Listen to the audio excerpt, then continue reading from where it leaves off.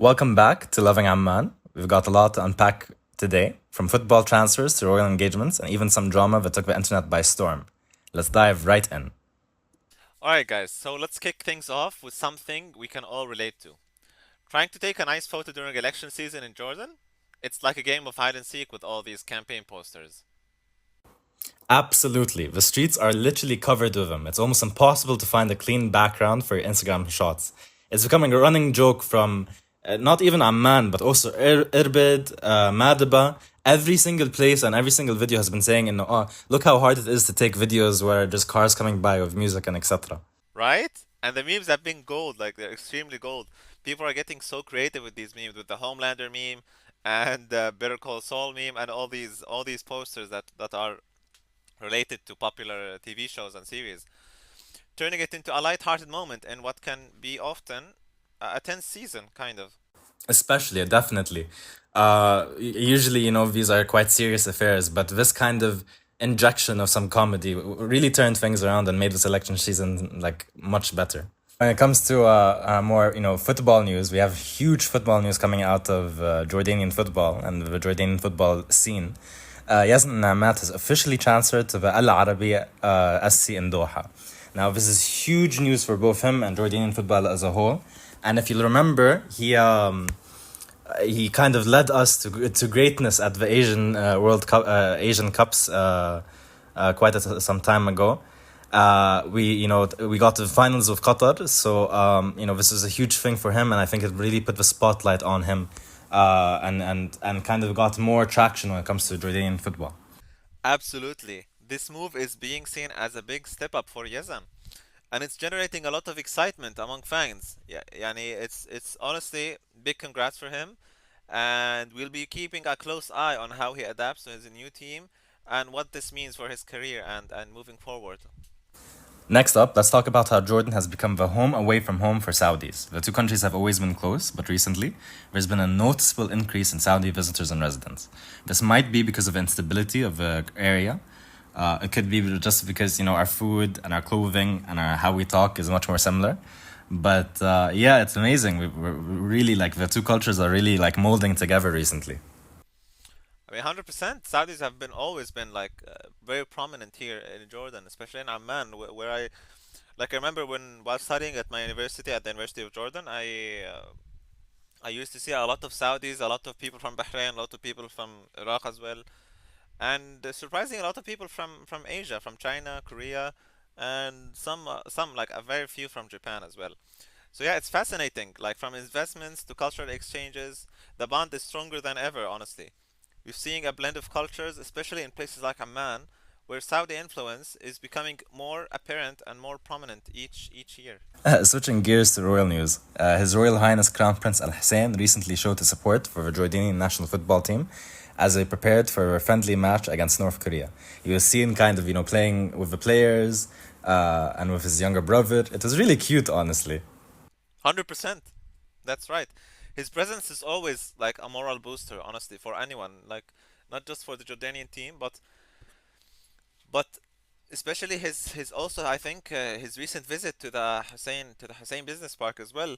I believe it also gave each company there or each facility or institution that is in the Hussein Park a very like a very bright look into the future because they see that they're having support from the king and from his highness as well.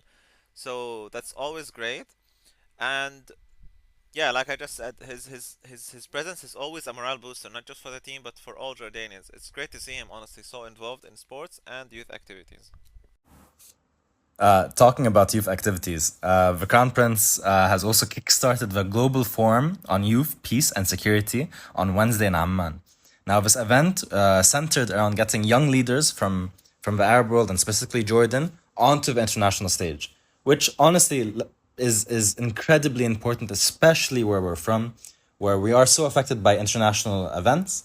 So I think this is really important. I really think this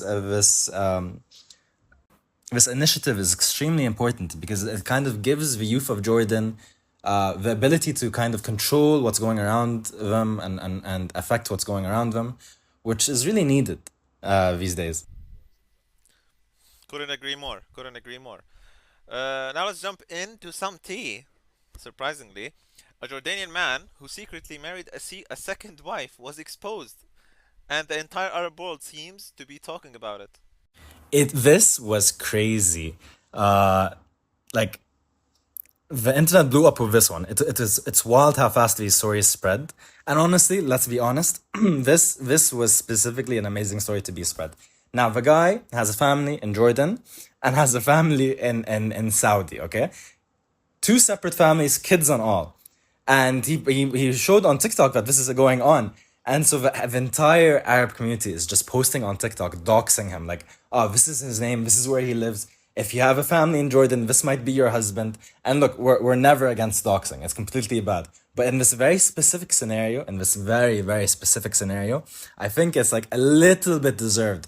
Because come on, like how much trauma are you giving these kids? Like they have like half brothers and sisters that they have no idea exist, entire family that they don't know exists. This story was like incredibly insane, honestly. Yeah, bro was living in two different timelines at the same time. Like it's crazy, honestly. Yeah, this one was wild. Now on to some entertainment news. In entertainment, Jordanian singer Zayd Khaled is facing backlash over his latest video. Fans are accusing him of objectifying women, and the comment section has been on fire. Honestly, like I've seen the video, and yeah, I don't think I don't think that was the right move to film such a thing. But yeah, let me hear what you think, Tarek. Like maybe it's because I lived in Lebanon for quite some time, or I don't know, for whatever reason. Now I didn't see it as incredibly bad, not because the video itself is bad. Like it's more so that this is so common now in the media industry that I didn't see anything like exceptionally bad about it. Kind of goes to show how bad, like when it comes to objectifying women, the entire industry has become. But also it could be my own internal bias. There was a comment saying,